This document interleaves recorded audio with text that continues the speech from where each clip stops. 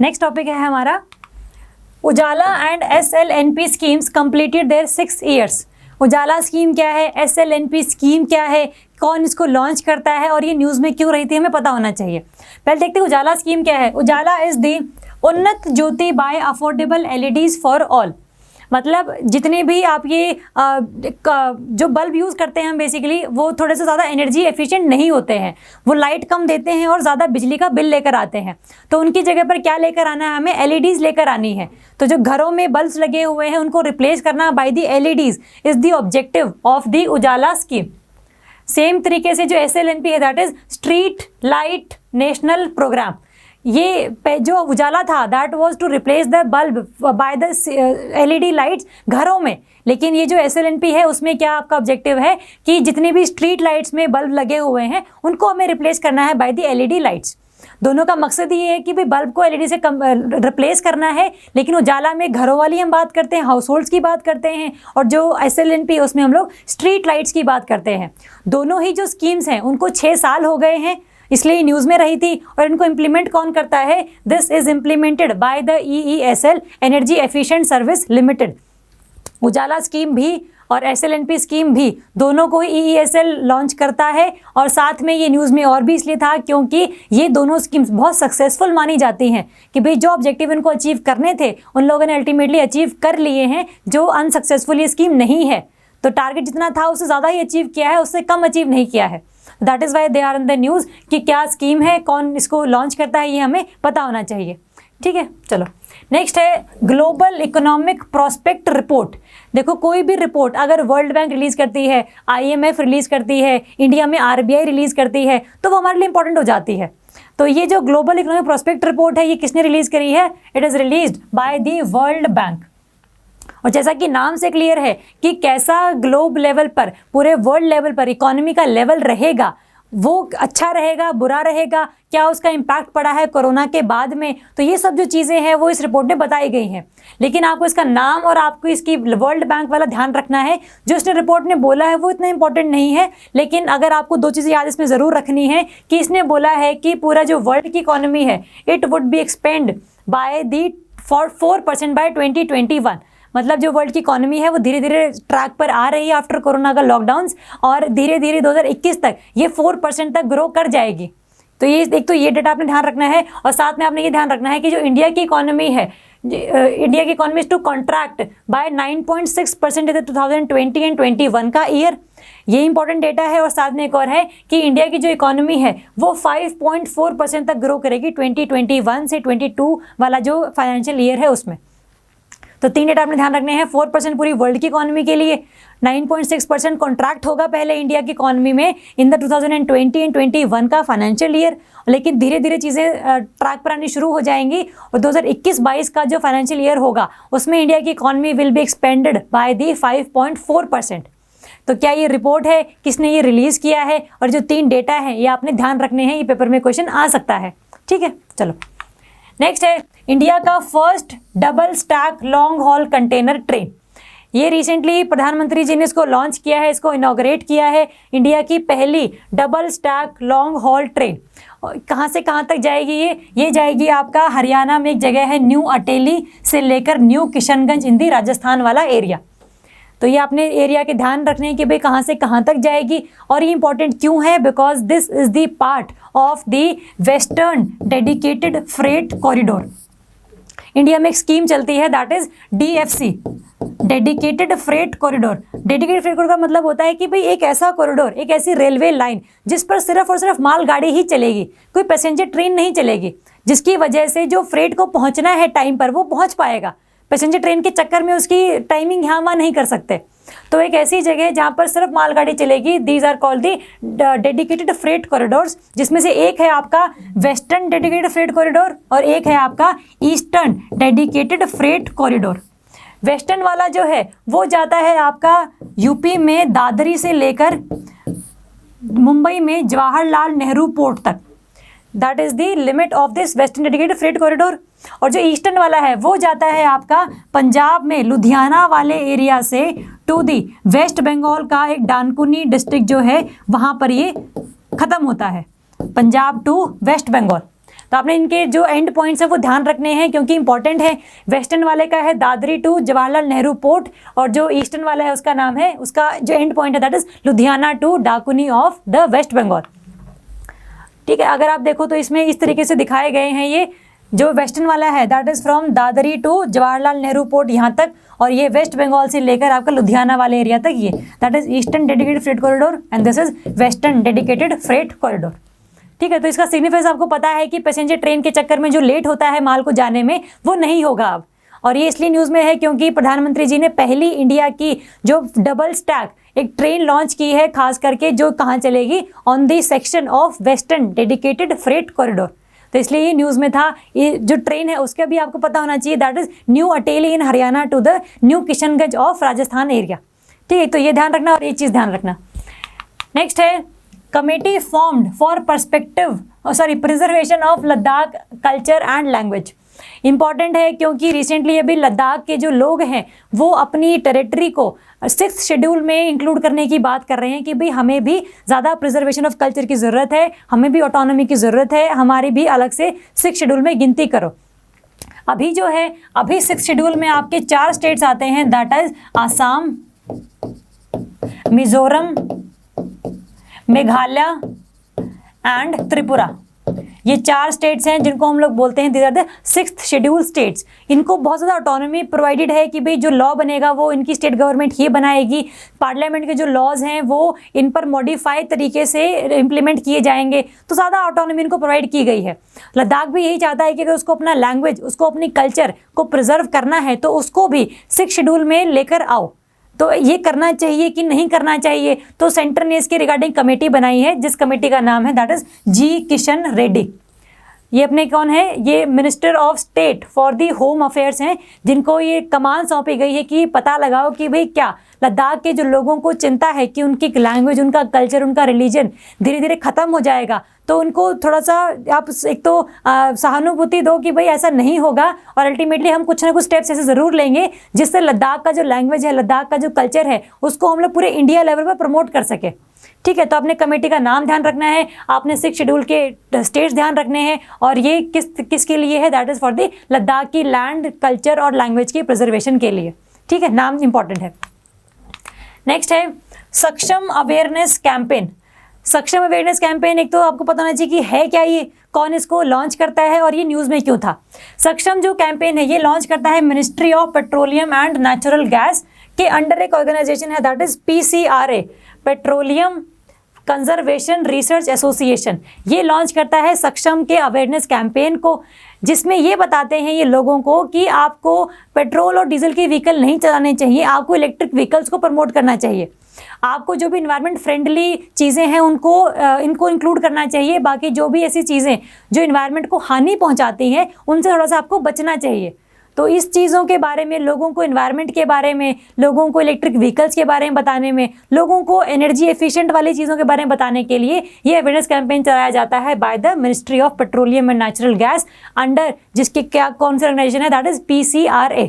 तो ये एक अवेयरनेस कैंपेन है। आप इसमें देख सकते हैं कि भाई किस किस चीज़ के लिए है ये, कि भाई रिन्यूएबल टारगेट्स को इंडिया को अचीव करना है। इंडिया में there is a target of the renewable energy target, that is the 450 gigawatt of energy. India ने ये कमिटमेंट लिया है कि इंडिया 2030 तक, 2030 तक कम से कम 450 गीगावाट की जो एनर्जी है it will be developed by the renewable source of energy. Renewable source of energy से ये 450 गीगावाट की एनर्जी डेवलप करेगा बाय 2030। रिन्यूएबल सोर्स में कुछ भी आ सकता है, आपका सोलर आ सकता है, आपका विंड आ सकता है, टाइडल एनर्जी आ सकता है, आपका हाइड्रो पावर आ सकता है। तो ये बेसिकली कुछ चीज़ें हैं जो रिन्यूएबल एनर्जी के अंडर में आती हैं। तो इंडिया में भी लोगों को प्रमोट करो कि भाई वो घरों पर सोलर पावर प्लांट्स लगाएं, सोलर पैनल्स लगाएं, जिससे जो इलेक्ट्रिसिटी है वो कोल से थोड़ी सी कम बने। अभी इंडिया में जो इलेक्ट्रिसिटी बनती है वो कोयले के थ्रू बनती है, that is the 67% of total energy production. मतलब पूरी इंडिया में अगर 100 यूनिट उगाई जाती हैं, 100 यूनिट प्रोड्यूस की जाती हैं, तो उसमें से 67 यूनिट्स हैं they are produced by the usage of coal. जब कोल से इलेक्ट्रिसिटी बनाते हो तो दैट पोल्यूट्स द इन्वायरमेंट। तो जब इन्वायरमेंट की पोल्यूशन ज़्यादा हो जाती है तो फिर अल्टीमेटली रहने लायक जगह नहीं रह जाती वो। आपको एयर पोल्यूशन ज़्यादा होता है, वाटर पोल्यूशन ज़्यादा होता है, उसके रिगार्डिंग जो डिजीज़ है वो भी बहुत ज़्यादा बढ़ जाती हैं। तो इन सबको रोकने के लिए सक्षम अवेयरनेस कैंपेन चलाया जाता है, जिसमें लोगों को ये अवेयर करवाया जाता है कि आप लोगों को क्या क्या चीज़ें करनी चाहिए टू सस्टेन दी एनवायरनमेंट, और साथ में इकोनॉमिक ग्रोथ भी हो जाए। ठीक है, तो ये अवेयरनेस कैंपेन है, कौन चलाता है और अल्टीमेटली क्या चीज़ें हैं, ये आपको याद रखनी है। नेक्स्ट है इंटरनेशनल माइग्रेशन 2020। ये इंपॉर्टेंट है क्योंकि रिसेंटली इस रिपोर्ट को रिलीज़ किया गया था। This is released by the United Nations International Organization of Migration. United Nations की ऑर्गेनाइजेशन है IOM, ये रिलीज़ करता है। इसकी क्या रिपोर्ट से इंपॉर्टेंट है हमारे लिए, क्योंकि इंडिया के रिगार्डिंग इसने बहुत ज़्यादा बातें बोली हैं। क्या बोली हैं बातें? पहली बात है कि भाई इंडिया जो है, Indian diaspora is the largest in the world. मतलब इंडिया से लोग बहुत ज़्यादा अमाउंट में बाकी कंट्रीज़ में ट्रैवल करते हैं या फिर वहाँ पर चले जाते हैं। तो इंडिया का जो डायस्पोरा, इंडिया के जो पीपल हैं वो हर एक कंट्री में बसे हुए हैं, ये तो हम लोगों को पता ही है, इसमें कोई नई बात नहीं बताई इसने। Indian diaspora is the largest in the world. और सबसे ज़्यादा कहाँ पर जाते हैं Indians? They go in the UAE country. Next पर है Saudi Arabia and third number पर है US। तो UAE, सऊदी अरेबिया और US ऐसी 3 कंट्रीज़ हैं जहाँ पर मैक्सिमम इंडियंस जाना पसंद करते हैं। ठीक है, और अगर हम बात करें पूरी ऐसी कंट्री जहाँ पर सबसे ज़्यादा लोग जाना पसंद करते हैं पूरे वर्ल्ड लेवल पर, दैट इज़ USA। मतलब हर कंट्री का जो पर्सन है वो USA में आना चाहता है। सबसे ज़्यादा जो माइग्रेशन है फ्रॉम अदर कंट्रीज़ कहाँ पर होती है? USA में होती है, क्योंकि USA is a kind of economic hub जहाँ पर एम्प्लॉयमेंट अपॉर्चुनिटीज़ बहुत ज़्यादा हैं। तो लोगों को एम्प्लॉयमेंट अपॉर्चुनिटीज़ गेन करने की वजह से वहाँ पर जाना पसंद करते हैं वहाँ के लोग। ठीक है, तो आपको इंडिया के बारे में ध्यान रखना है, कहाँ जाते हैं इंडियंस, यह ध्यान रखना है, और पूरे वर्ल्ड लेवल पर कौन सा कंट्री फर्स्ट नंबर पर है, दैट इज़ USA। ठीक है, और अगर हम सेकंड की बात करें तो सेकंड नंबर पर है आपका जर्मनी। जर्मनी पर भी काफ़ी लोग जाना पसंद करते हैं।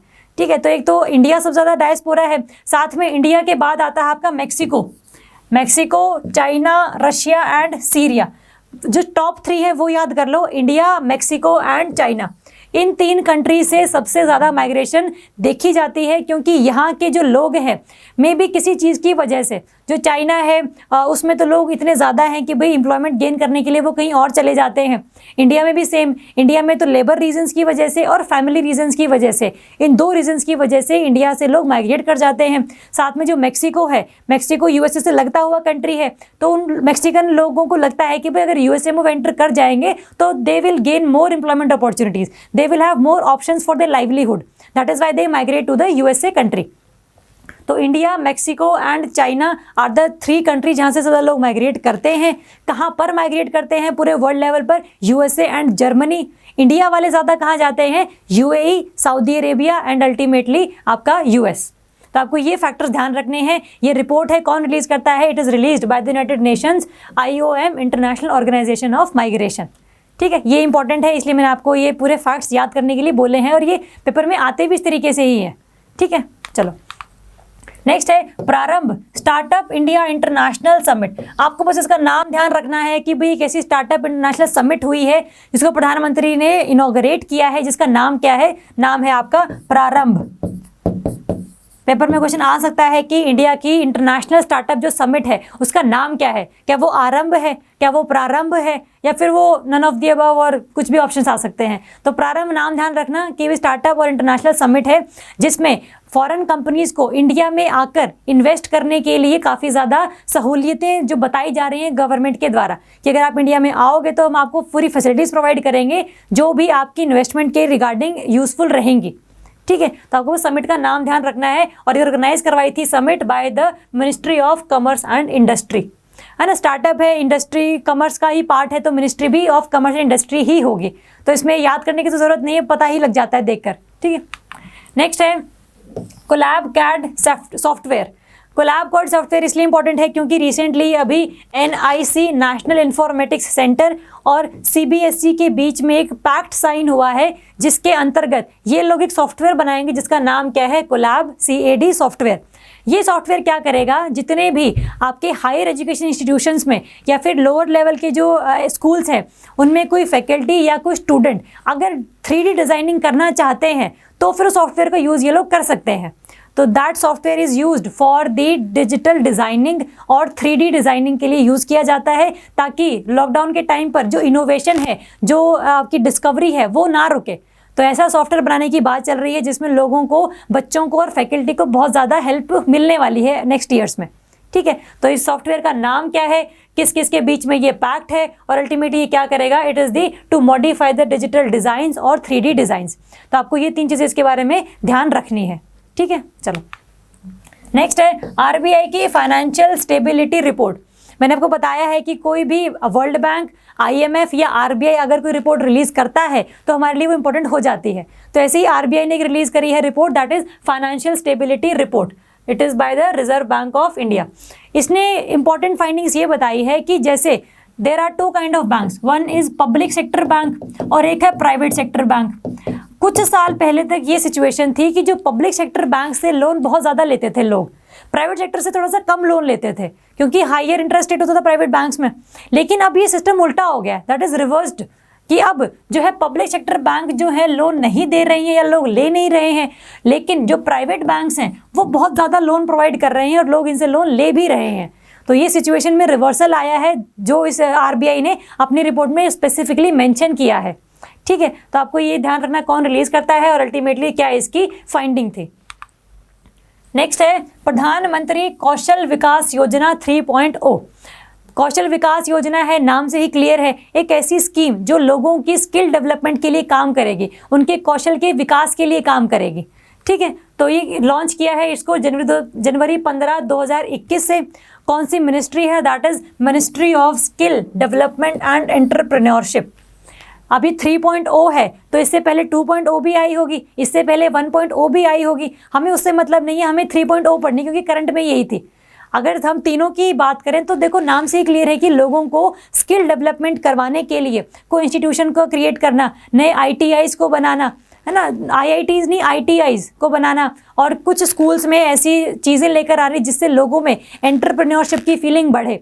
ये सारे स्टेप्स उठाए जाते हैं by the ministry of skill development and entrepreneurship under the प्रधानमंत्री कौशल विकास योजना। आपको ये ध्यान रखना है। और अगर हम 3.0 की बात करें तो इसका एक टारगेट है, that is it is to train more than 1 lakh candidate in a 1 year. एक साल में 1 लाख लोगों को ट्रेन करना है, उनको स्किल्स प्रोवाइड करनी है, इसका ये ऑब्जेक्टिव है, ये आपको ध्यान रखना है। और दूसरा इसमें यह है कि कई सारे जो ITIs हैं वो बनाए जाएंगे ताकि स्किल्ड वर्कर्स को काम करने के लिए भी जगह मिल जाए। ठीक बात है, नाम से क्लियर है कौन सी मिनिस्ट्री लॉन्च करती है, क्या इसका ऑब्जेक्टिव है, और क्या अल्टीमेटली एक सिनेरियो है पूरे प्रधानमंत्री कौशल विकास योजना का, चाहे वो 1.0 हो, चाहे वो 2.0 हो, चाहे वो 3.0 हो। तो आपको इसके बारे में चीज़ें थोड़ी सी ध्यान रखनी है। ठीक है, चलो नेक्स्ट है national youth day. National youth day कब मनाया जाता है, on the 12th of January. और ये किस लिए मनाया जाता है कि इस दिन पे जो है स्वामी विवेकानंद जी की बर्थ एनिवर्सरी थी, इसलिए इसको नेशनल यूथ डे के तौर पे मनाया जाता है। बिकॉज स्वामी विवेकानंद जी ने काफ़ी सारी चीज़ें ऐसी बोली हैं जो यूथ को मोटिवेट करती हैं, यूथ को डिप्रेस नहीं होने देती हैं अगर उनकी ढंग से बात मानी जाए तो इन्हीं के बर्थ एनिवर्सरी पर नेशनल यूथ डे मनाया जाता है, जिसकी जो थीम है युवा उत्साह नए भारत का। ये आपको थीम ध्यान रखनी है 2021 के रिगार्डिंग, क्योंकि इंपॉर्टेंट है, पेपर में थीम्स पर क्वेश्चन आते हैं। क्या है, युवा है उत्साह नए भारत का, 12 जनवरी को मनाया जाता है और on the birth anniversary of the Swami Vivekananda. ठीक है, इतना आपको ध्यान रखना है। नेक्स्ट है सी विजिल एक्सरसाइज। देखो नाम से क्लियर है, सी विजिल मतलब सी वाले एरिया का विजिलेंस करना, कि सर्वेलेंस करनी, की सुपरविजन करनी। किसने करनी है, it basically it is the coastal defence exercise, जिसको कंडक्ट करवाया है इंडियन नेवी ने। इंडियन नेवी देखेगी कि भाई पूरा जो इंडिया के कोस्टल स्टेट्स हैं या फिर कोस्टल यूटीज हैं, which are total 13 in nature, 13 total coastal states और यूटीज हैं, कि क्या ये पूरे के पूरे एरियाज पूरे सिक्योर हैं, कि यहाँ से कोई टेररिस्ट एक्टिविटी प्रमोट की जा सकती है, कि क्या कोई शिप किसी कंट्री की इंडिया के टेरिटरी में एंटर करने वाली है। ये सबको ध्यान में रखते हुए एक्सरसाइज की गई है सी विजिल, कि अगर फ्यूचर में ऐसा कोई सिचुएशन क्रिएट हो जाए तो हम कैसे रिएक्ट करेंगे, हम कैसे कोऑर्डिनेट करेंगे, हम कैसे अपने आप एक दूसरे से कम्युनिकेट करेंगे। तो इसको चेक करने के लिए there was an exercise Sea Vigil exercise. ठीक बात है। अगर हम देखें इंडिया कोस्ट लाइन जो है, India coastline is the 7516 kilometre, around 7516 kilometre. ठीक है, चलो नेक्स्ट है One Planet Summit. One Planet Summit है, ये न्यूज़ में इसलिए थी क्योंकि इसको यूनाइटेड नेशंस, वर्ल्ड बैंक और फ्रांस ने मिलकर ऑर्गेनाइज करवाया था, क्योंकि कोरोना के टाइम पर सभी कंट्रीज़ ने ये देखा कि जो नेचर का एक रूप है जिसको हम लोग बहुत ज़्यादा इग्नोर कर देते हैं, वो बहुत ज़्यादा खतरनाक हो सकता है। तो पूरा जो प्लैनेट है वो एक ही प्लैनेट है हमारे पास, और कोई भी अगर कोई सिचुएशन आती है जैसे क्लाइमेट चेंज है या ग्लोबल वार्मिंग है, वो किसी एक कंट्री की प्रॉब्लम नहीं है, वो पूरे वर्ल्ड की प्रॉब्लम है। तो अल्टीमेटली सब पूरे की पूरी जो कंट्रीज़ हैं उनको साथ में मिलकर ही काम करना पड़ेगा if they want to prevent the chances of climate change और any other risk which globe is facing. ठीक है, तो ये एक समिट थी जिसको यूनाइटेड नेशंस, वर्ल्ड बैंक और फ्रांस ने लॉन्च करवाया था, ऑर्गेनाइज करवाया था। इसकी थीम क्या थी? Theme is the let's act together for nature, कि अगर नेचर को बचाना है तो सभी कंट्रीज को इकट्ठे आना पड़ेगा, किसी भी एक कंट्री के इंडिविजुअल स्टेप से जो ग्लोबल प्रॉब्लम्स है वो सॉल्व नहीं हो सकती। ठीक है, तो वन प्लैनेट समिट क्या है, क्या इसकी थीम है और किसने इसको ऑर्गेनाइज करवाया था, ये हम लोगों को याद रखना है, पेपर में इस पर क्वेश्चन बन सकते हैं। ठीक है, चलो नेक्स्ट है हेनले पासपोर्ट इंडेक्स। एक इंडेक्स है जिसके अकॉर्डिंग हम ये चेक करते हैं कि भाई किसी भी कंट्री का जो सिटीजन है वो विदाउट वीज़ा कितनी और कंट्रीज़ में जा सकता है। अगर वो बहुत कंट्रीज़ में जा सकता है इसका मतलब उसका रैंक जो है वो अच्छा है, और अगर वो बहुत कम कंट्रीज में जा पाता है विदाउट वीज़ा तो उस कंट्री का जो रैंक है वो कम है। तो हम देखते हैं कौन रिलीज करता है इसे। It is released by the international air transport association IATA। ठीक है, और अगर हम इसमें इंडिया के रैंक की बात करें तो इंडिया का rank is 85th is the India's rank. मतलब इंडिया में बहुत कम ऐसे कंट्रीज हैं जहां पर हम लोग विदाउट वीज़ा जा सकते हैं। पासपोर्ट तो होना ही चाहिए, लेकिन वीज़ा के बिना भी अगर हम जा पाएँ तो हम बहुत ऐसी कम कंट्रीज हैं। और अगर हम देखें टॉप किसने किया है, it is been topped by the Japan. Japan जो है कम से कम 191 कंट्रीज में ट्रैवल कर सकता है विदाउट वीज़ा।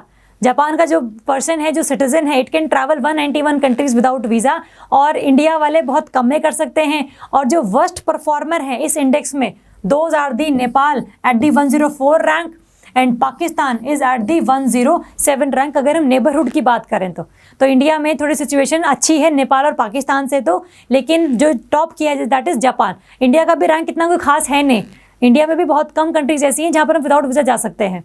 ठीक है, तो ये इंडेक्स क्या है, कौन इसको रिलीज करता है, इंडिया का रैंक कितना है, सबसे टॉप ज़्यादा किसने किया है, जापान ने किया है। तो आपको ये चीज़ें थोड़ी सी ध्यान रखनी है। पेपर में क्वेश्चन आए कि what is the rank of India in the Henley passport index 2020, तो आपको इसका आंसर पता होना चाहिए। ठीक बात है, चलो नेक्स्ट है बर्ड्स की death in the Pong dam sanctuary. हमारे लिए इसलिए इंपॉर्टेंट है क्योंकि हमें लोकेशन ध्यान रखनी है। पोंग डैम कहाँ पर प्रेजेंट है, किस नदी पर प्रेजेंट है, किस स्टेट में प्रेजेंट है, और ये न्यूज़ में क्यों था। न्यूज़ में इसलिए था क्योंकि बहुत ज़्यादा अमाउंट ऑफ बर्ड्स की यहाँ पर डेथ देखी गई थी, बहुत ज़्यादा अमाउंट्स ऑफ डेथ देखी गई थी किसी रीज़न की वजह से, बट वो रीज़न अभी पूरी तरीके से क्लियर नहीं हो पाया है। तो अगर हम पोंग डैम की बात करें तो it is over the Beas river. Beas river पर इस डैम को बनाया गया है, और जो पीछे जो रिजर्वॉयर है इसका पोंग डैम का, that is Maharana Pratap Sagar reservoir. तो ब्यास रिवर पर है, पोंग डैम नाम है, और जो पीछे पूरा रिजर्वॉयर है उसका नाम क्या है, महावीर, आपका महाराणा प्रताप सागर रिजर्वॉयर। ठीक, इतना आपको ध्यान रखना है। और ये कौन सी स्टेट में है, इट इज़ इन दी हिमाचल प्रदेश। जिस भी जगह पर या तो किसी बर्ड की डेथ हो रखी हो या कोई एनिमल की काफ़ी डेथ हो रखी हो, रीज़न भले कुछ भी हो उसका, तो वो जगह हमारे लिए इंपॉर्टेंट हो जाती है। तो हमें पता होना चाहिए कौन से स्टेट में है और इस पर क्या बेसिकली चीज़ें हैं। ठीक है, तो पोंग डैम को ध्यान रखना है इस तरीके से। ठीक है, चलो नेक्स्ट है आपका DRDO की रक्षिता बाइक एम्बुलेंस।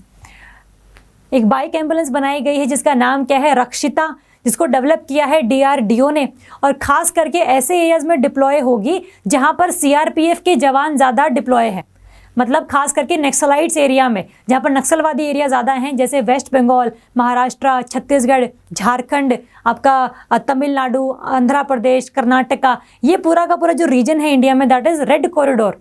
इसको हम बोलते हैं रेड कॉरिडोर, कि जिन स्टेट्स में बहुत ज़्यादा अमाउंट ऑफ नक्सलिज्म होता है, these are the part of red corridor. इस टोटल 10 स्टेट्स हैं इसमें। ठीक है, 10 स्टेट्स हैं टोटल। और ये न्यूज़ में इसलिए है क्योंकि डीआरडीओ ने रक्षिता एम्बुलेंस लॉन्च किया है, क्योंकि वहाँ पर क्या है, जो एम्बुलेंस जो गाड़ी वाली है उसको बहुत ज़्यादा झंझट झेलने पड़ते हैं, क्योंकि एक तो पूरा आपका फॉरेस्ट एरियाज़ हैं, तो उसमें से निकल कर जाना that is very difficult for ambulance. तो ऐसा ना हो कि भाई इस चक्कर में जो फर्स्ट एड मिलनी चाहिए थी, जो जवानों को जहाँ पर एक्सीडेंट या फिर किसी अटैक की वजह से घायल हो गए हैं, ऐसा ना हो, तो फिर एक बाइक एम्बुलेंस भी होनी चाहिए। और इस बाइक एम्बुलेंस में कौन सी बाइक को हम लोगों ने यूज़ किया है, it is the royal Enfield. ठीक है, नाम क्या है, किसने डेवलप करी है, कौन से एरियाज़ में लगाई जाएगी, कौन सी बाइक पर चले जाएंगे, ये सारी चीज़ें हम लोगों को इस टॉपिक के रिगार्डिंग पता होनी चाहिए। ठीक बात है, चलो नेक्स्ट है एक्सरसाइज डेजर्ट नाइट इंडिया और फ्रांस के बीच में।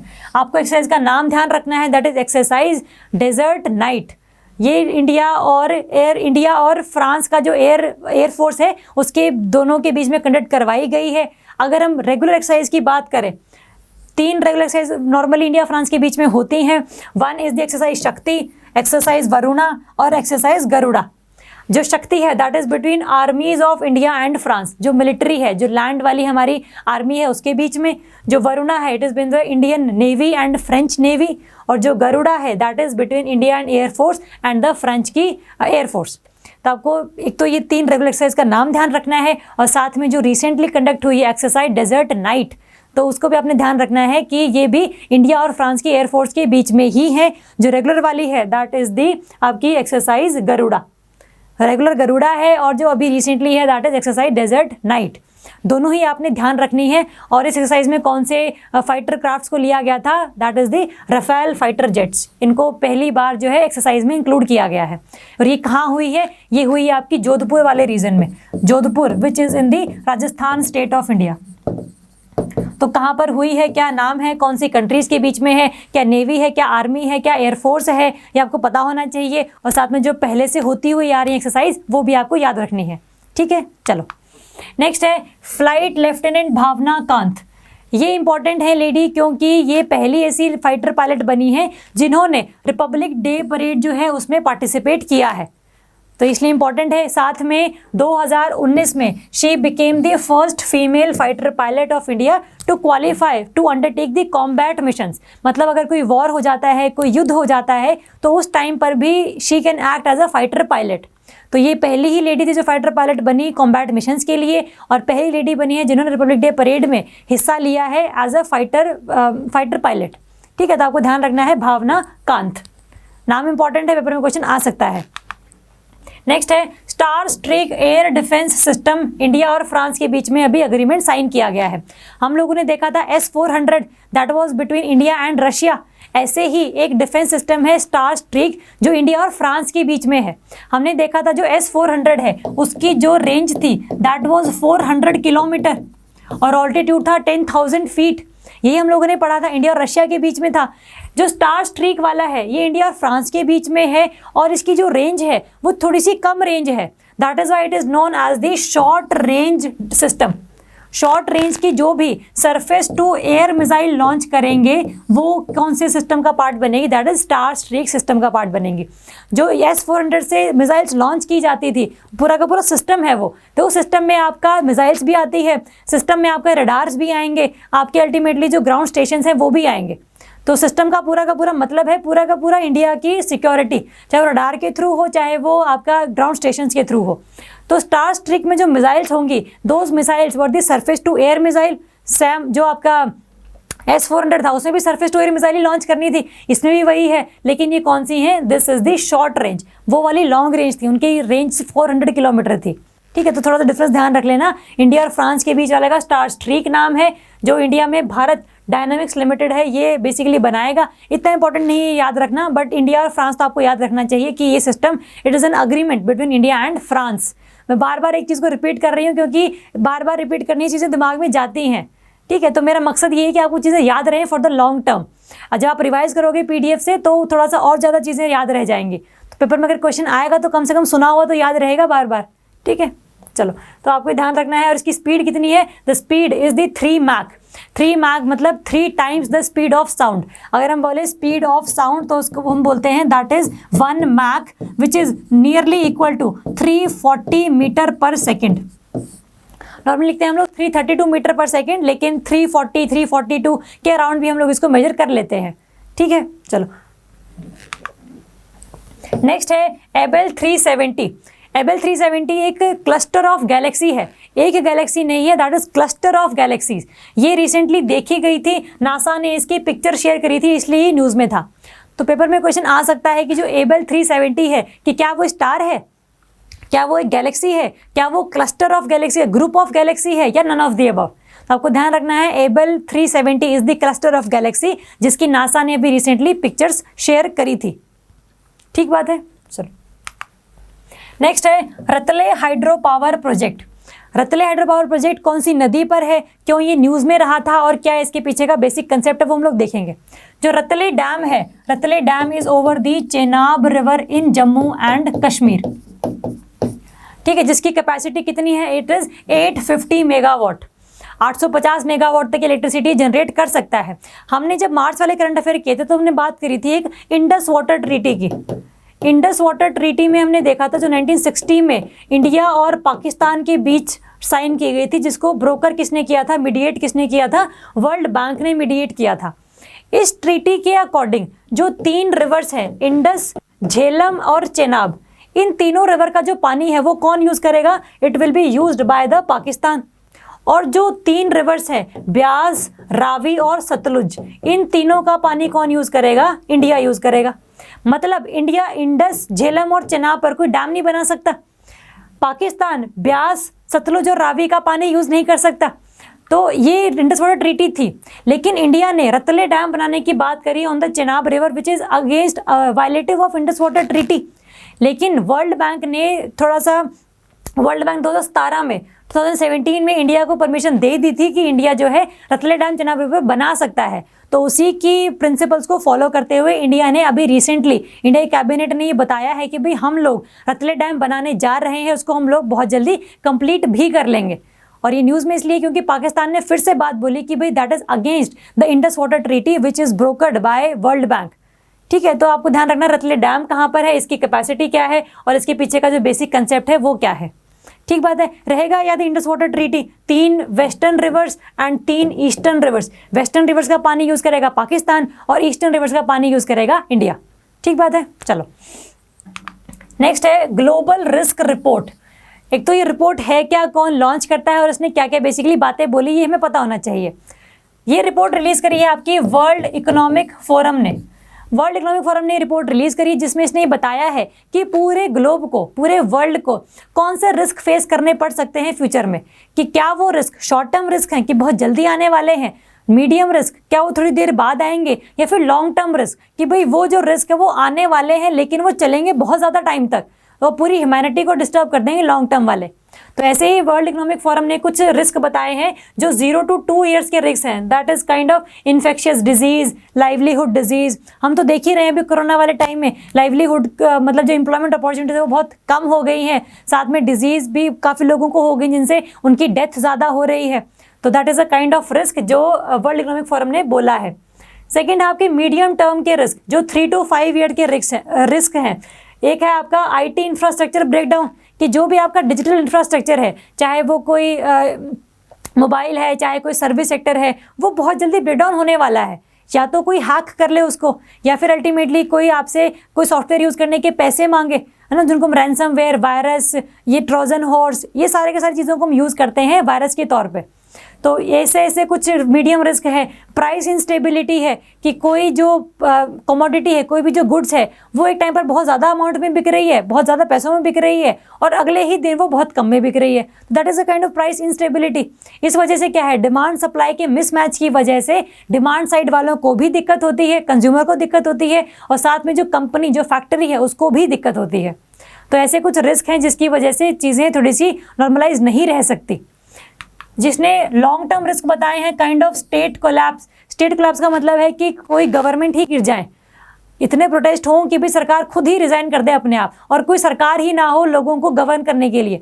तो that will a kind of situation of anarchy, बहुत अराजकता फैल जाएगी उस टाइम पर, और उस वजह से क्राइम रेट भी बहुत बढ़ जाएगा, क्योंकि रूल से जब फॉलो नहीं करोगे तो फिर अल्टीमेटली लोगों का जो दिल आएगा वो करेंगे। नेक्स्ट है आपका वेपन्स ऑफ मास डिस्ट्रक्शन, कि न्यूक्लियर वेपन्स, बायोलॉजिकल वेपन्स, इनके थ्रू भी लोगों को बहुत ज़्यादा हानि फेस करनी पड़ सकती है।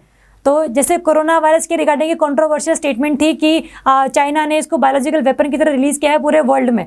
तो कोरोना नहीं तो ऐसे कोई भी और बायोलॉजिकल वेपन हो सकता है जिसको कोई कंट्री अगर पूरे वर्ल्ड में लॉन्च कर दे तो अल्टीमेटली उनके लोग मर जाएंगे, है ना। तो ये एक तरीके का वेपन्स ऑफ मास डिस्ट्रक्शन है। आपने मास लेवल पर चीज़ें खत्म कर दी, पूरी की पूरी कंट्री ही आपने खत्म कर दी। तो ये ऐसे कुछ रिस्क हैं जो वर्ल्ड इकोनॉमिक फोरम ने बताए हैं कि ऐसे रिस्क फेस हम करने वाले हैं, ह्यूमैनिटी को बहुत ज़्यादा दिक्कतें फेस करने वाले हैं हम लोग। इसलिए अभी से हमें कुछ ना कुछ इनिशिएटिव शुरू करने चाहिए ताकि हम लोग इन रिस्क को या तो प्रिवेंट कर सकें या फिर हम लोग इन लोगों को मिटिगेट कर सकें। ठीक बात है। तो आपको ध्यान रखना है, it is the global risk report release by the world economic forum, जिसमें से कुछ शॉर्ट टर्म रिस्क हैं, कुछ मीडियम टर्म रिस्क हैं और कुछ लॉन्ग टर्म रिस्क हैं। ठीक है, चलो नेक्स्ट है SAAW smart anti airfield weapon of DRDO। है क्या ये, किसने लॉन्च किया है, क्यों ये न्यूज़ में था, ये हम लोग देखेंगे। ये देखो इंडिया का ये एयरक्राफ्ट है जिसका नाम है हॉक, है ना। तो ये हॉक है बेसिकली, इसमें से जो सा है स्मार्ट एंटी एयरफील्ड वेपन जो DRDO ने लॉन्च किया है, ये इसको रिलीज़ करवाया गया है। इसको अल्टीमेटली चेक किया गया है कि क्या हम इसको इस एयरक्राफ्ट से लॉन्च करवा सकते हैं कि नहीं करवा सकते हैं। ठीक है, तो सक्सेसफुल रहा है ये। जो ये 100 है, it is basically a bomb. तो ये बॉम्ब है बेसिकली जिसको हम एयरक्राफ्ट से लॉन्च कर सकते हैं। और ये इंपॉर्टेंट इसलिए है क्योंकि ये बहुत लॉन्ग रेंज का बॉम्ब है कि अगर आपने किसी भी कंट्री पर इस बॉम्ब को फेंकना है तो आपको उस कंट्री में जाने की ज़रूरत नहीं है, आप इंडिया में रह के ही इसको लॉन्च कर दोगे और अल्टीमेटली जो भी गाइडेंस इसमें फिट है वो उसी जगह पर जाकर जो है हिट करेगा। तो that is an important advancement in the defence technology. तो आपने ध्यान रखना है कि ये SAAW है क्या, it is a kind of bomb जो एक लॉन्ग रेंज है, precision guided anti airfield weapon, बिल्कुल एक्यूरेट जगह पर जाकर गिरेगा और अल्टीमेटली उस जगह को डिस्ट्रॉय कर देगा। किसने लॉन्च किया है, DRDO ने लॉन्च किया है। कहाँ से लॉन्च करवा कर देखा है हम लोगों ने, हॉक एयरक्राफ्ट से लॉन्च करवा कर देखा है अभी। ठीक है, इतनी डेफिनेशन, इतनी इन्फॉर्मेशन आपको इस टॉपिक से बारे में पता होनी चाहिए। ठीक है, चलो नेक्स्ट है treaty on the prohibition of nuclear weapons. एक ऐसी ट्रीटी जो अभी रिसेंटली इम्प्लीमेंट कर दी गई है, नाम से देखो क्लियर है, treaty on the prohibition of nuclear weapons, कि जो कंट्री इस ट्रीटी को साइन करती जाएगी उसको अपने देश में जितने भी न्यूक्लियर वेपन्स उन लोगों ने बनाए हैं वो ख़त्म करने होंगे और साथ में वो नए वेपन्स नहीं बना सकते हैं फ्यूचर में। ये उनको बताना पड़ेगा साइन करते टाइम पे कि हम अपने पहले वाले न्यूक्लियर वेपन ख़त्म कर रहे हैं और अगले हम लोग नहीं बनाएंगे। तो ये ट्रीटी जिस कंट्री ने साइन करी है वो तो ये चीज़ें मानेंगे, लेकिन हमें पता है कि जो न्यूक्लियर वेपन वाली कंट्रीज़ हैं जैसे इंडिया है, पाकिस्तान है, चाइना है, USA, Russia, Israel, north Korea, Iran, ये कंट्रीज़ ऐसी हैं जिनके पास न्यूक्लियर वेपन्स हैं, लेकिन ये बेसिकली बताते मतलब ये इस ट्रीटी के हक़ में नहीं है, क्योंकि इंडिया तो ये कहता है कि भाई इस ट्रीटी के अंदर जो भी आपने चीज़ें लिखी हुई हैं they are kind of discriminatory. तो देखते हैं कि पहले इस ट्रीटी में लिखा क्या है और इंडिया क्यों इसको अपोज करता है।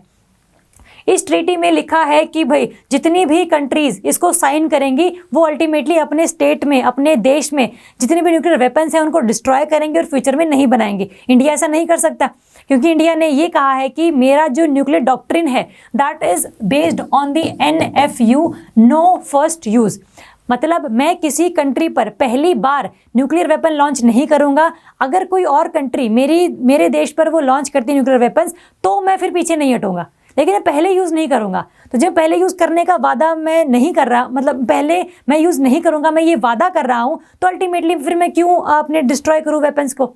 मैंने वेपन डिस्ट्रॉय कर दिए लेकिन पाकिस्तान, चाइना डिस्ट्रॉय नहीं किए, तो अल्टीमेटली मुझे तो नुकसान है ना, तो मुझे तो इनसिक्योरिटी फील होती रहेगी।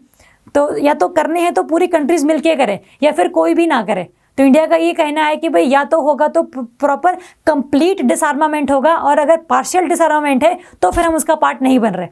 तो इस ट्रीटी में बेसिकली यही बोला गया था। और इसमें अगर हम देखें तो ये है कि जो भी न्यूक्लियर वेपन वाले स्टेट्स हैं अगर वो अपना जिन्होंने वो डिस्ट्रॉय कर दिए हैं तो जो भी एनवायरमेंटल हार्म उन लोगों ने पहुंचाया है एनवायरमेंट को, इकोसिस्टम को, वो भी उनको फिल करना पड़ेगा, उसके लिए भी उनको कंपनसेट चीज़ें करनी पड़ेंगी। तो ये ट्रीटी में बेसिकली लिखा हुआ है। इंडिया क्यों इसका पार्ट नहीं बनना चाहता है ये हम लोगों ने अभी डिस्कस किया है। ठीक है, तो इंडिया का नो फर्स्ट यूज डॉक्ट्रिन आपको पता होना चाहिए। It is the nuclear doctrine of India, जिसमें इंडिया पहले न्यूक्लियर वेपन को यूज़ करने की बात नहीं करता है कि भाई हम पहले यूज़ नहीं करेंगे, कोई और यूज़ करेगा तो फिर बात की बाद में देखेंगे, फिर हम लोगों को रोक नहीं सकता उसको यूज़ करने से। ठीक बात है, तो आपको ये चीज़ें थोड़ी सी पता होनी चाहिए। नेक्स्ट है ZSI Zoological Survey of India ने बोला है कि Sundarban is home to 428 species of birds. मतलब बहुत ज़्यादा अमाउंट ऑफ बर्ड्स मिलते हैं सुंदरबन वाले एरिया में। देखो ये वाला एरिया सुंदरबन वाला जो इंडिया और बांग्लादेश के बॉर्डर से टच करता है, ये बेसिकली आधा इंडिया में है और आधा बांग्लादेश में है। मेजरली बांग्लादेश में है, इंडिया में देयर इज 20% सुंदरबंस और बांग्लादेश में 80% सुंदरबंस। तो it is a kind of area जहाँ पर मैंग्रोव फॉरेस्ट बहुत ज़्यादा होते हैं। मैंग्रोव फॉरेस्ट बेसिकली वो होते हैं जिनको उगने के लिए एक तो सॉल्ट सॉइल चाहिए होती है, सॉल्टी सॉइल जिसमें सॉल्ट का कंटेंट ज़्यादा हो, और साथ में इसको सॉल्ट वाटर चाहिए होता है। तो जहाँ पर भी कंडीशन सेटिस्फाई कर देते हैं, मार्शी एरिया चाहिए होता है इनको, मतलब पानी हमेशा सॉइल के ऊपर बना रहे, तो मार्शी एरिया चाहिए, सॉल्ट वाटर चाहिए और सॉल्ट सॉइल चाहिए। और अगर ऐसा सब मिल जाएगा तो वहाँ पर मैंग्रोव जो है वो बन जाएंगे, मैंग्रोव ट्रीज आ जाएंगे। और एक तो मैंग्रोव्स के लिए फेमस है सुंदरबन, और साथ में यहाँ पर जो स्पीशीज़ हैं बर्ड्स की भी वो बहुत ज़्यादा हैं। तो आपको ध्यान रखना है कि जो स्पीशीज़ का काउंट है बर्ड्स वाली का, वो किसने किया है इंडिया में? अभी जूलॉजिकल सर्वे ऑफ इंडिया ने। सुंदरबंस किन दो कंट्रीज़ के बीच में है, क्यों ये फेमस है, ये हम लोगों को जानकारी होनी चाहिए। ठीक बात है, चलो नेक्स्ट है paperless budget, mobile app launched ahead of budget 2021। Budget launch करना था 1 फरवरी को, तो उससे पहले इस बजट को बनाया था पेपरलेस बजट, कि प्रिंट आउट्स ना दिए जाएं पूरे एमपीज़ को, सिर्फ आपके पास मोबाइल में वो ऐप अगर आप खोलो तो सारे डॉक्यूमेंट्स आपको PDF के फॉर्म में उसमें मिल जाएं। तो दैट इज़ वाई अब प्रिंट आउट का खर्चा बच जाएगा। प्रिंट आउट का खर्चा बचेगा तो पेपर की रिक्वायरमेंट भी कम होगी, तो हम लोगों को पेपर बनाने के लिए जो ट्रीज काटने पड़ते हैं वो भी नहीं काटने पड़ेंगे। It is a kind of environmental friendly exercise, तो ये काफ़ी अच्छी चीज़ है। तो दैट इज़ वाई इंडिया का ये जो बजट है 2021 और 22 वाला, it became the first paperless budget. इसलिए न्यूज़ में था, इसलिए इंपॉर्टेंट है क्योंकि ये पहला था। दूसरा तीसरा होता तो फिर इतना इंपॉर्टेंट नहीं होता ये। ठीक है, तो आपको ध्यान रखना है इस चीज़ के बारे में। अच्छा, ये जो ऐप है it is made by the NIC National Informatics centre. ये हमने अभी और कहाँ पढ़ी थी? कोलैब कैड सॉफ्टवेयर में, कि भाई जिसमें NIC और CBSE ने आपस में एग्रीमेंट किया था उस सॉफ्टवेयर को बनाने के लिए। तो ये जो ऐप है, इंडिया की मेजरली जो गवर्नमेंट ऐप्स है ना वो NIC ही बनाती है। तो अगर पेपर में नहीं भी याद रहे तो जनरल तुक्का भी मार सको कि इंडिया में सारी जो वेबसाइट्स हैं government websites, they are made by the NIC। ठीक है, चलो नेक्स्ट है Oxfam report the inequality virus. ऑक्सफैम एक ऑर्गेनाइजेशन है यूके की, यूनाइटेड किंगडम की, ब्रिटेन की, जिसने रिपोर्ट रिलीज की है द इनइक्वालिटी वायरस।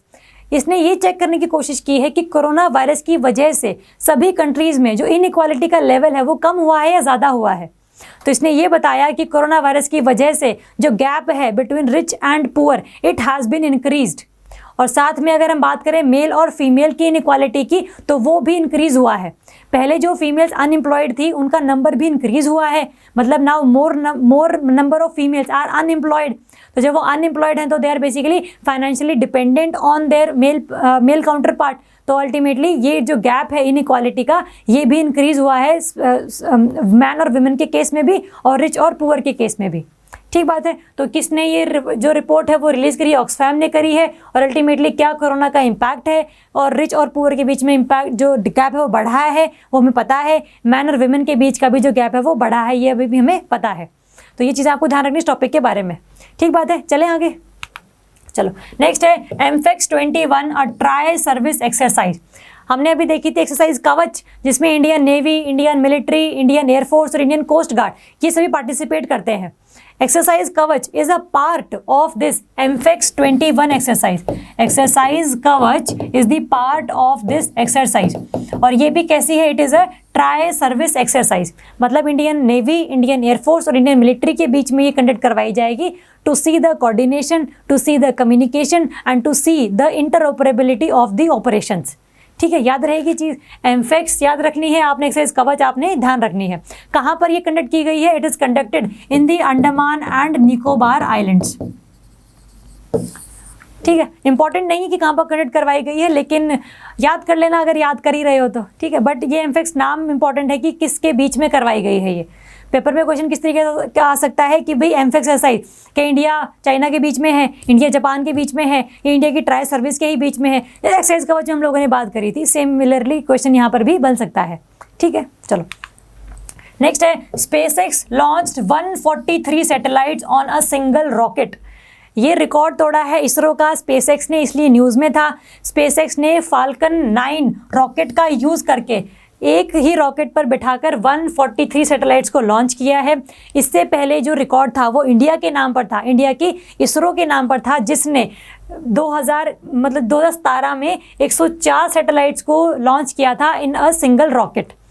104 था इंडिया का टारगेट का, जो आपका जो स्कोर है, जो था पूरा ऑब्जेक्टिव, लेकिन अब इसको किसने ओवर पावर कर दिया है? स्पेसएक्स की एलोन मस्क जो कंपनी है, एलोन मस्क की कंपनी स्पेसएक्स, उसमें फाल्कन 9 रॉकेट, इतना हैवी रॉकेट बनाया है जिस पर बैठाकर 143 satellites have been launched in the space.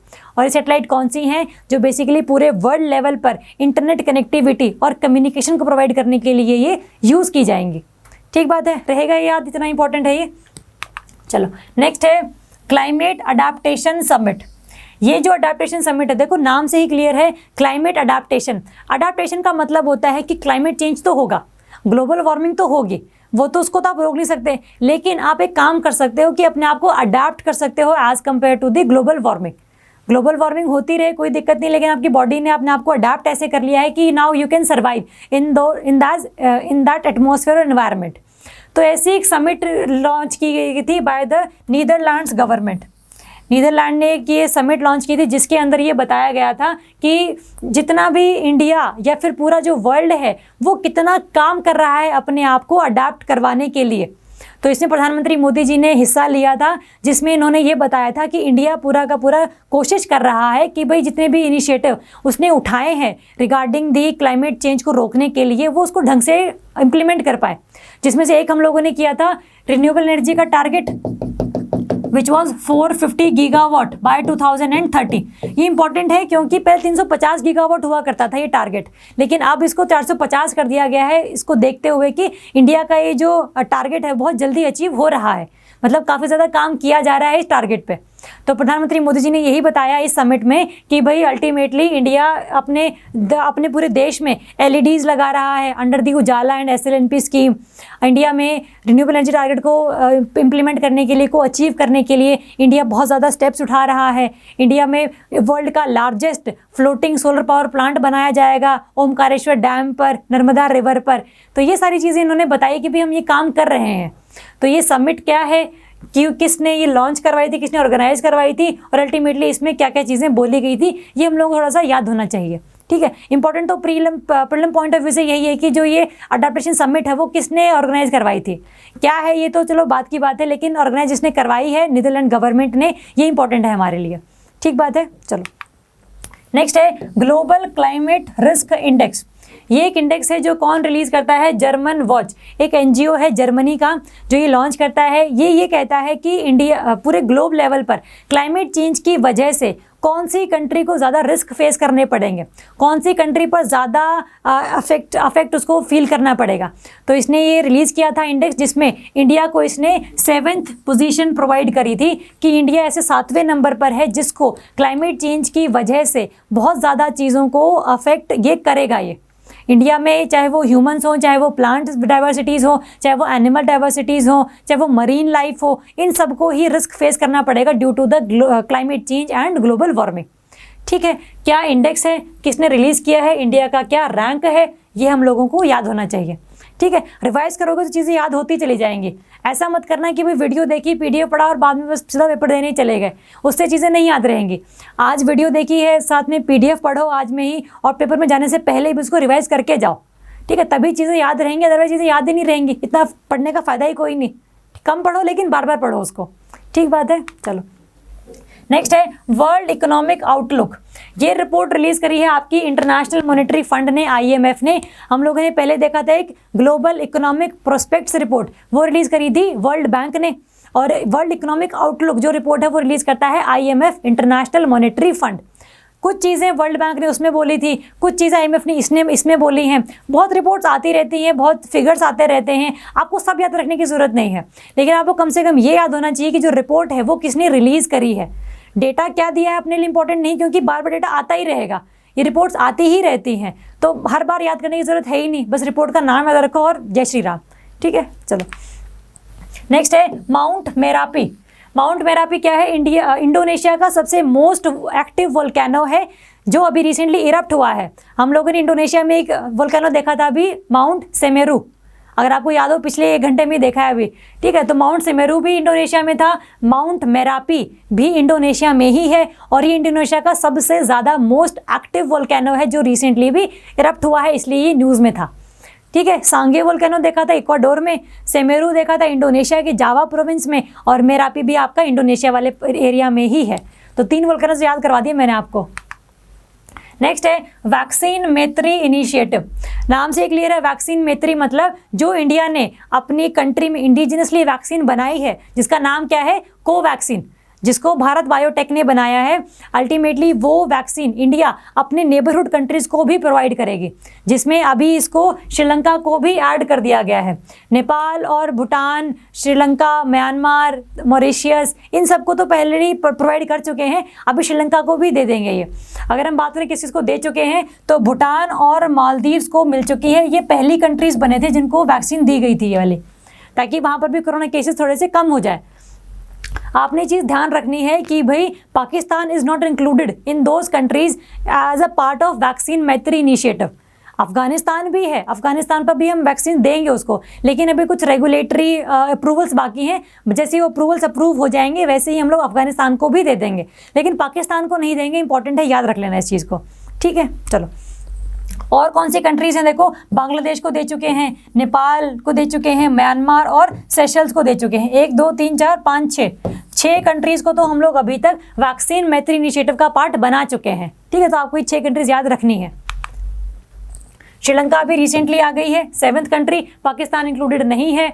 Afghanistan और मॉरिशियस को भी देंगे, लेकिन they require the regulatory approvals, जो भी पास नहीं हुए हैं, जैसे पास हो जाएंगे वैसे ही दे देंगे। ठीक है, तो पाकिस्तान नहीं है, बाकी सभी कंट्रीज़ हैं, सेशल्स भी है, मॉरिशस भी है, अफगानिस्तान भी है, नेपाल, भूटान और म्यांमार तो हैं ही हैं, श्रीलंका भी अब ऐड कर दिया गया है। ठीक है, रहेगा याद कि क्या इनिशिएटिव है, क्या इसकी इंपॉर्टेंस है, क्या इसकी सिग्निफिकेंस है, ये हम लोगों को थोड़ी चीज़ें पता होनी चाहिए। नेक्स्ट है जेरोसाइट। जेरोसाइट क्या है? एक रेयर मिनरल है जो अंटार्कटिका में पाया गया है। अंटार्कटिका की जो आइस शीट्स हैं उनके नीचे काफ़ी ये मिनरल मिला है, और ये इसका सिग्निफिकेंस ये है कि भाई सेम काइंड ऑफ मिनरल हमें मार्स पर भी मिला था, जो मंगल ग्रह है उस पर भी मिला था। तो अगर हम लोगों को मंगल ग्रह की सरफेस टोपोग्राफी स्टडी करनी है तो हम लोग अंटार्कटिका में पाए जाने वाले जेरोसाइट को भी स्टडी कर सकते हैं। तो उससे हमारी जो एक नॉलेज है, जो इन्फॉर्मेशन है रिगार्डिंग दी मार्स प्लैनेट, वो भी थोड़ी सी इंप्रूव होगी, थोड़ी सी इंक्रीज होगी। तो आपने ध्यान रखना है, जेरोसाइट एक मिनरल का नाम है जो आपको कहाँ मिला है? अंटार्कटिका में मिला है, जो मार्स प्लैनेट पर भी हम लोगों ने इसको देखा था। ठीक है, अगर हम बात करें कि जो अपॉर्चुनिटी रोवर था मार्स का, नासा वाला, उसने इसको फाइंड किया था, इसने इसको देखा था इन दी 2004 वाले टाइम पे। ठीक है, तो इंपॉर्टेंट है, याद रख लेना इसको। जेरोसाइट, जेरोसाइट नाम इंपॉर्टेंट है, पेपर में क्वेश्चन आएगा जेरोसाइट क्या है, कि क्या कोई एनिमल की स्पीशी है, कोई मिनरल की कोई मिनरल है, कोई प्लांट की स्पीशी है, या नन ऑफ दी अबव। तो आपको पता हो जेरोसाइट एक मिनरल है जो अंटार्कटिका में पाया गया है बिलो इट्स आइस शीट्स। ठीक है, चलो नेक्स्ट है UNEP की ग्लोबल क्लाइमेट लिटिगेशन रिपोर्ट्स। नाम से क्लियर है, ग्लोबल क्लाइमेट लिटिगेशन मतलब किसी भी कंट्री में कितने लोगों ने केस किया है अपने गवर्नमेंट के खिलाफ कि भाई आपने जो इनिशिएटिव शुरू किए थे रिगार्डिंग द क्लाइमेट चेंज को रोकने के लिए, वो आपने इम्प्लीमेंट नहीं किए। तो पुराने कुछ सालों में जो केसेस हैं जो लोग कर रहे हैं अपनी सरकारों के खिलाफ, वो बहुत ज़्यादा इंक्रीज हुए हैं। तो ये जो रिपोर्ट है, ये रिपोर्ट किसने रिलीज़ करी है? By the UNEP, United Nations Environment Programme, जो जिसका हेडक्वार्टर हम लोगों ने पहले भी देखा था, it is in the Nairobi. Nairobi कहाँ पर है? It is the capital of Kenya. ठीक है, तो आपको ध्यान रखना है global climate litigation report, climate change को रोकने के लिए जो भी इनिशिएटिव सरकार ने उठाए हैं, अगर वो ढंग से इंप्लीमेंट नहीं किए हैं तो लोगों ने उनके खिलाफ केसेस करे हैं। ऐसे केसेस दुनिया में बहुत ज़्यादा बढ़ रहे हैं और इस वजह से सभी सरकारों को ये मोटिवेशन भी है कि भाई वो उन इनिशिएटिव्स को थोड़ा सा जल्दी से कंप्लीट कर ले, उनमें डिले ना दिखें, ताकि लोग और ज़्यादा प्रोटेस्ट ना करना शुरू कर दें। तो आपको ये रिपोर्ट का नाम ध्यान रखना है, किसने ऑर्गेनाइज करवाई, किसने रिलीज़ करी है, वो ध्यान रखना है, और इसका अल्टीमेटली जो ऑब्जेक्टिव है वो क्या था, ये हम लोगों को याद रखना है। ठीक बात है, चलते हैं आगे। नेक्स्ट है national marine turtle action plan launched. नाम से क्लियर है, एक मरीन टर्टल प्लान है कि भाई पूरे इंडिया में, चाहे वो चिलिका लेक हो, उड़ीसा वाला कोस्ट हो, तमिलनाडु वाला कोस्ट हो, महाराष्ट्र, कर्नाटका, इस पूरे कोस्ट पर जितने भी मरीन टर्टल्स मिलते हैं उनको हम लोगों को कंजर्व करना है। तो that is a plan that is called national marine turtle action plan launch. जो किसने लॉन्च किया है? It is launched by the ministry of environment, forest and climate change. ठीक बात है, रहेगी याद, ये मिनिस्ट्री का नाम याद रख लेना, और साथ में इसने क्या क्या करने की कोशिश करी है to save the marine turtles, ये आपको हल्का सा पता होना चाहिए। मेंस पॉइंट ऑफ व्यू से, प्रीलिम्स पॉइंट ऑफ व्यू से बस पता होना चाहिए कि भाई ये कौन सी मिनिस्ट्री ने लॉन्च किया है, और नाम से इसका ऑब्जेक्टिव क्लियर है तो इसको याद रखने की भी जरूरत नहीं है। ठीक है, चलो नेक्स्ट है स्टार्स प्रोजेक्ट। स्टार्स प्रोजेक्ट है that is strengthening teaching, learning and result for the states programme. Basically एक एजुकेशन को प्रमोट करने के लिए इनिशिएटिव है। It is a initiative between the World Bank and Ministry of Education, है ना। Star के नाम से याद रख सकते हो कि भाई जो चिल्ड्रन है वो बेसिकली हमारा भविष्य है, हमारे तारे हैं, तो आंखों के तारे कह सकते हो, तो उससे आप याद रख सकते हो। स्टार प्रोजेक्ट है that is regarding the education of the children.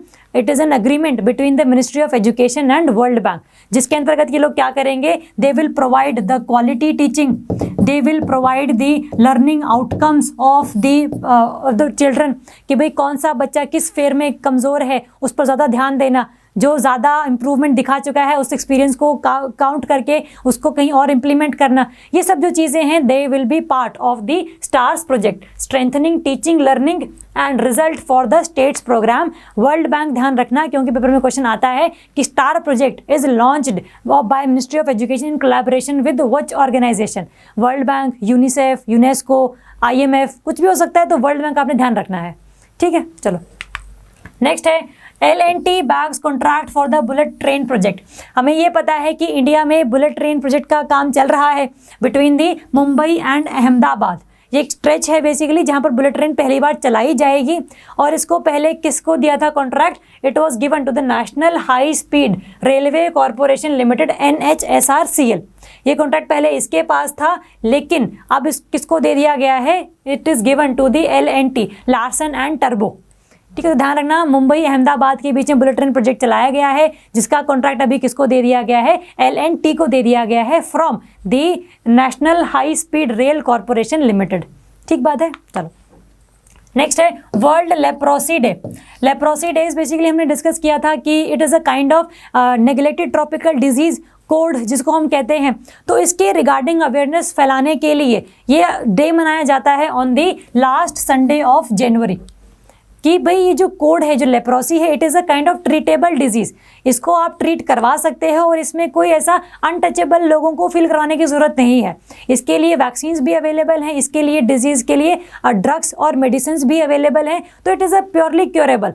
तो ये लोगों में अवेयरनेस फैलाने के लिए we celebrate the day, World Leprosy Day, on the last Sunday of January. ठीक बात है, तो आपको ये ध्यान रखना है। नेक्स्ट है decommissioning of INFAC T81। FAC is मतलब fast attack craft. Fast attack craft is basically एक ऐसा व्हीकल, एक ऐसी शिप जो बहुत तेज चलती है। मतलब अगर आपने पेट्रोलिंग करनी है, सर्वेलेंस करनी है किसी एरिया की, कोई शिप आपकी कंट्री में घुस आई है पानी वाले एरिया में, तो उसको बाहर निकालना, उसके साथ कम्युनिकेशन करना, ये सारे काम होते हैं आपके फास्ट अटैक क्राफ्ट के, जो बहुत तेज चलती है, बहुत छोटी होती है और बहुत जल्दी जगहों पर पहुंच जाती है। ये जो है FAC INFAC T81 को बेसिकली अभी डीकमीशन कर दिया गया है, that is why it was in the news. तो T81 क्या है? ये एक फास्ट अटैक क्राफ्ट है। पेपर में क्वेश्चन आ सकता है कि क्या ये कोई कॉर्वेट है, कि या कोई फ्रिगेट है, या फिर ये एयरक्राफ्ट कैरियर है, या फिर ये एक फास्ट अटैक क्राफ्ट है। तो आपको ध्यान रखना है T81 is the fast attack craft which is decommissioned by the Indian Navy. ठीक है, चलो नेक्स्ट है नेक्स्ट तो है ही नहीं, तो ये तो थैंक यू है। तो ये वाले थे हमारे जनवरी के कंपाइलेशंस पूरे एक मंथ के। तो आई होप आप लोगों को समझ आए होंगे। आपने वीडियो देखने के बाद पीडीएफ को ज़रूर स्टडी करना है, पीडीएफ को दोबारा 2 बार तो कम से कम पढ़ना है, और साथ में जब पेपर देने जाओगे तो अल्टीमेटली उसको एक बार फिर रिवाइज कर लेना, क्योंकि ये फैक्ट्स हैं। क्योंकि जो फैक्चुअल चीज़ होती है ना बहुत ज़्यादा देर तक याद नहीं रहती। कंसेप्ट याद रहते हैं लेकिन फैक्ट्स तो बार बार भूल जाते हैं ना, क्योंकि नए फैक्ट्स और आ जाते हैं उनकी जगहों पर। तो जब तक आप इनको बार बार रिवाइज नहीं करोगे तो अल्टीमेटली चीज़ें याद नहीं रहेंगी। तो अब मैं बार बार आप लोगों को कह रही हूँ कि revision is the key to get selection, revision is the key to have the dream job of your life. ठीक बात है, तो इसको रिवाइज जरूर करना। कोई डाउट्स हैं तो हम लोग यहीं पर हैं, आप डाउट्स पूछ सकते हैं, कमेंट कर सकते हैं, और सीबीएल को फ़ोन कर सकते हो, जैसा आपका दिल करे, जो आपकी श्रद्धा हो। ठीक है, तो पढ़ते रहो। Thank you so much and all the best. Hi, अगर आपको ये लेक्चर पसंद आया तो हमारे चैनल को सब्सक्राइब कीजिए, और अगर आप यूपीएससी 2021 के प्रीलिम्स के लिए सीरियस हैं तो हमारा क्रैश कोर्स जरूर ज्वाइन कीजिए। कोर्स की डिटेल्स आपको हमारी वेबसाइट, जिसका लिंक डिस्क्रिप्शन सेक्शन में होगा, उस पर मिल जाएंगी। नहीं तो आप हमें कॉल कर सकते हैं नीचे दिए गए नंबर पर।